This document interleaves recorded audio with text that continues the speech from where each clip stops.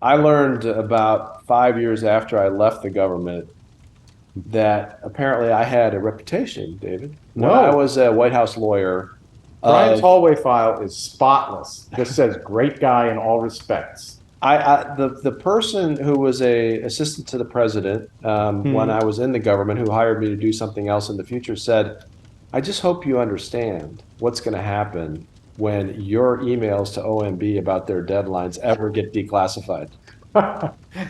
Did you speak your mind candidly? Did you I sort I of frank felt exchange of views and I so forth? felt it was important, as we used to say as Sovietologists, we had a frank and comradely I exchange. see. Okay. I thought it was And important then in to the future, you're going to be just edited out of the photos. I thought it was important to note the absurdity of I'm making these numbers up now, but it's order of magnitude, right? A 3,000 page statute that I'm supposed to review in 45 minutes Oh, and yeah. comment on. Is that right? Was You that must have had troublesome? those kind of things at Of course, DOJ. yeah. You just sort of makes up stuff. I mean, no, you do the best you can under pressure, and taking seriously your And the obligations. reason is that the government, I think Churchill said that American democracy can always be counted on to do the right thing after they've exhausted all of their options. Yeah, Everything waits for a crisis. yeah. I'm telling that story because, one, I think it's a little funny and self-deprecating, but also it says something about how across the government there's an agreement about the prioritization of this problem, because Right. these deadlines are real Yeah. and they're serious. No, I think that's an excellent point. You need a deadline, you need a forcing function. Even if you don't make it 100%, it's still got value to sort of get the troops organized and get them moving down the field and staying in their lanes and trying to make progress. And, again, the perfect is the enemy of the good. So this is at least good, even if we won't do it perfectly. Do we have a concern, given that the Congress hasn't provided any additional resources, apparently no extra staff, no extra money, that there are going to be chief information security officers in all these departments and agencies, and they're going to have staff, but they're doing their day job. How does this, when you were at the Department of Justice, how would you have staffed this out? Although thankfully this wouldn't have been your job, Yeah. but how would they have God staffed for it the out? Justice Management Division. May I just say, JMD. I really appreciate everything you did to make our computers work.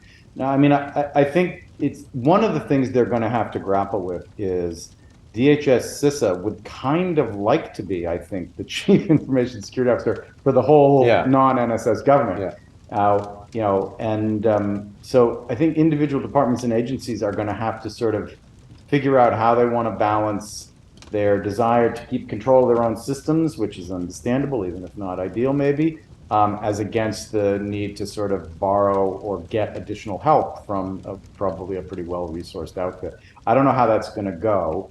But it will be very challenging for them to strike that balance. And maybe they'll move money out of programs. There's some reprogramming authority that can be done at the agency level. It's pretty complicated, but it can be done sometimes. So they may push some money into it.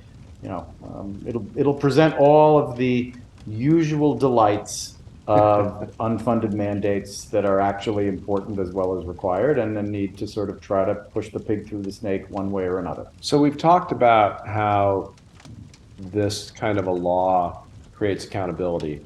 There's a provision that directs the executive agencies to report to the director of the Office of Management Budget how they're going to migrate to quantum resistant or quantum proof systems, and that is due within a year.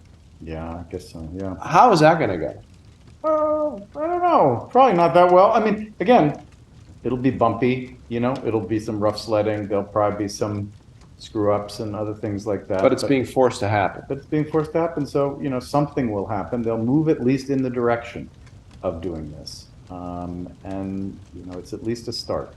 Again, this law, it's not a, monumental law. We may not look back on it in 50 years and say, my God, this is, It's not the Civil Rights Act of yeah, right. I mean, 2022. but it is. And a good deal of this was sort of going on at the behest of the executive branch itself, right? Which the Biden administration has been really quite aggressive and energetic here. Really important point, especially when you have divided government like we have.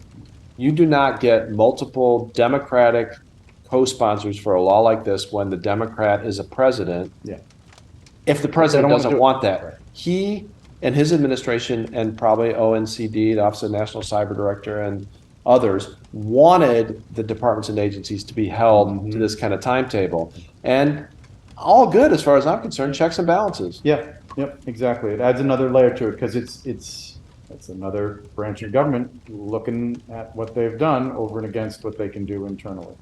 So that's an overview of this new quantum threat law. Yeah. And next time, we're going to talk about the crazy developments out of China that in part stimulated not only this law, but lots of other things that are going on. Okay. See you then.